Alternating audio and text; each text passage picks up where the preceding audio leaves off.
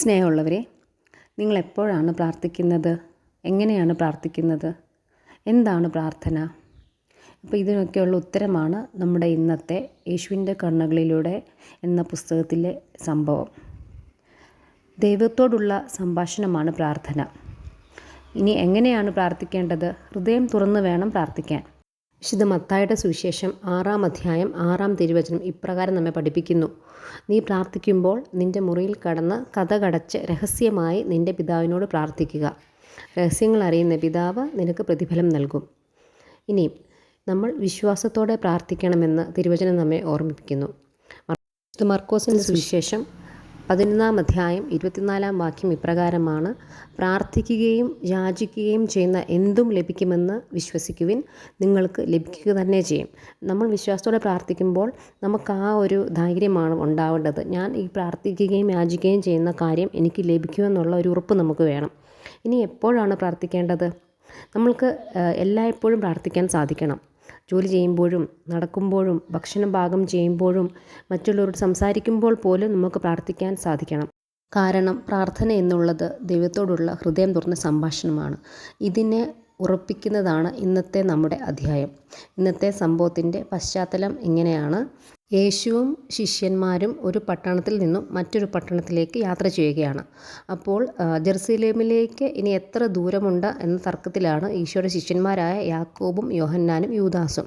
ഇവിടെ യൂദാസ് എന്ന് ഉദ്ദേശിക്കുന്നത് യൂദാസ് കറിയാത്തോ അല്ല. യാക്കോബ് പറയുക, ഇനിയും ഒരുപാട് ദിവസമൊന്നും വേണ്ട. ഒരു ജ്ഞാനിയുടെ പാടവത്തോടെ യാക്കോബ് പറഞ്ഞു.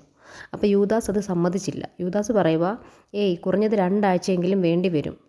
യൂദാസ് സമ്മതിച്ചില്ല, ഇനിയും കുറേ ദൂരമുണ്ട്. അപ്പം യോഹന്നാനാണ് അതിന് മറുപടി പറയുന്നത്. യോഹന്നാൻ പറയുവാണ്, എവിടെയും നിർത്താതെ ഇതുപോലെ അങ്ങ് നടന്നാൽ ഈ പറഞ്ഞ നേരം കൊണ്ട് അവിടെ എത്താം.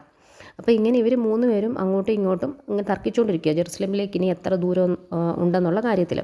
അപ്പം ഈശോ അങ്ങോട്ട് വന്ന് ചെറു പുഞ്ചിരിയോടെ ഈശോ മറുപടി പറയുന്നുണ്ട്: അധികം താമസിയാതെ തക്ക സമയത്ത് നമ്മൾ അവിടെ എത്തിച്ചേരും. എന്നാൽ ചില കാര്യങ്ങൾ കൂടി അതിനു മുൻപ് പൂർത്തിയാക്കേണ്ടതുണ്ട്. ഈ രാത്രിയിൽ നാം അടുത്ത പട്ടണത്തിൽ താമസിക്കും. എന്തെന്നാൽ അവിടെ നമ്മളെ കൊണ്ട് ആവശ്യമുണ്ട്. ഇത് കേട്ടപ്പം യൂദാസിന് ആശ്വാസമായി. കാരണം യൂദാസിൻ്റെ ധാരണ കുറേ നാളും കൂടെ യാത്ര ചെയ്തതിൽ മാത്രമേ ജെറുസലേമിൽ എത്തത്തുള്ളെന്നായിരുന്നു. അപ്പം യൂദാസിനോട് പറയുന്നതാണ്, പട്ടണത്തിൽ നമ്മൾ താമസിക്കും, അതിനുശേഷമേ യാത്ര തുടരത്തുള്ളെന്ന്. അപ്പം ഇനി യാക്കോബ് പറയുക, എത്ര നേരം എടുക്കുമെന്നത് യഥാർത്ഥത്തിൽ എനിക്ക് പ്രശ്നമല്ല കർത്താവേ, അങ്ങയോട് കൂടെ ആയിരിക്കുക എന്നത് മാത്രമാണ് എൻ്റെ സുഖത്തിന് ഹേതു. അപ്പോൾ ഇവിടെ യാക്കോബ് പറയുക, എത്ര നേരം എടുത്താലും കുഴപ്പമില്ല, കർത്താവിൻ്റെ കൂടെ, ഈശോയുടെ കൂടെ അത്രയും കൂടെ ഇരിക്കുന്നതാണ് യാക്കോബിൻ്റെ സുഖം. അപ്പോൾ ഇനി അടുത്ത യോഹന്നാനാണ് പറയുന്നത്. യോഹന്നാൻ പറയുവാണ്, കർത്താവെ നമുക്ക് പ്രാർത്ഥിക്കാം. അപ്പോൾ ഈശോയെ പിന്നെ പ്രാർത്ഥിക്കാൻ വിളിക്കുവാണ്. അപ്പോൾ ഈശോ പറഞ്ഞ മറുപടിയാണ്, അതേ സ്നേഹിത, എൻ്റെ പ്രാർത്ഥനയിൽ നിങ്ങൾ പങ്കുചേരുന്നത് നല്ലതാണ്.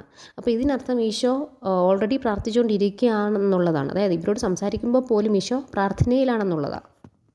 ഇത് കേട്ടപ്പം യൂദാസിന് സംശയമായി. അപ്പോൾ യൂദാസ് ചോദിച്ചു, കർത്താവെ, അങ്ങ് പ്രാർത്ഥിച്ചുകൊണ്ടിരിക്കുകയായിരുന്നോ? ഞങ്ങളോട് സംസാരിക്കുമ്പോഴും അങ്ങ് പ്രാർത്ഥിക്കുകയാണോ? എനിക്കും അങ്ങനെ ചെയ്യാൻ സാധിച്ചിരുന്നെങ്കിൽ.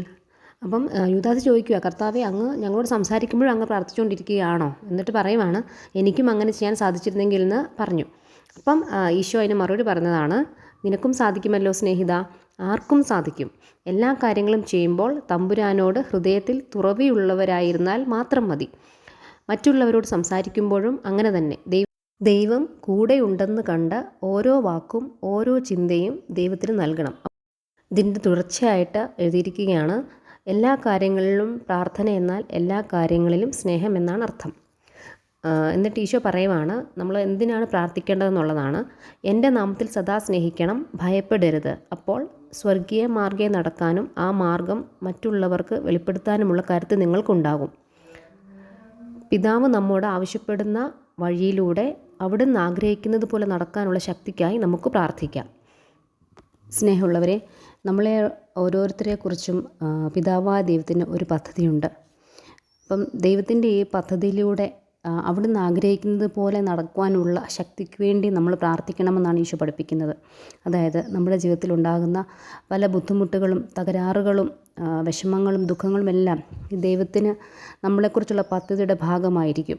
അപ്പോൾ ആ പദ്ധതിയിൽ പിതാവ് നമ്മോട് ആവശ്യപ്പെടുന്ന ആ വഴിയിലൂടെ അവിടുന്ന് ആഗ്രഹിക്കുന്നത് പോലെ നടക്കുവാനുള്ള ശക്തിക്ക് വേണ്ടിയാണ് നമ്മൾ പ്രാർത്ഥിക്കേണ്ടത്.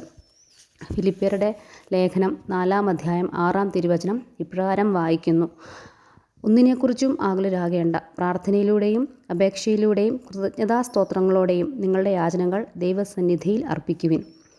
1 തെസ്സലോനിക്ക 5-ാം അധ്യായം 17-ാം വാക്യം പറയുന്നു: നിങ്ങൾ ഇടവിടാതെ പ്രാർത്ഥിക്കുവിൻ. ഇവിടെ എന്താണ് നമ്മൾ മനസ്സിലാക്കേണ്ടത്?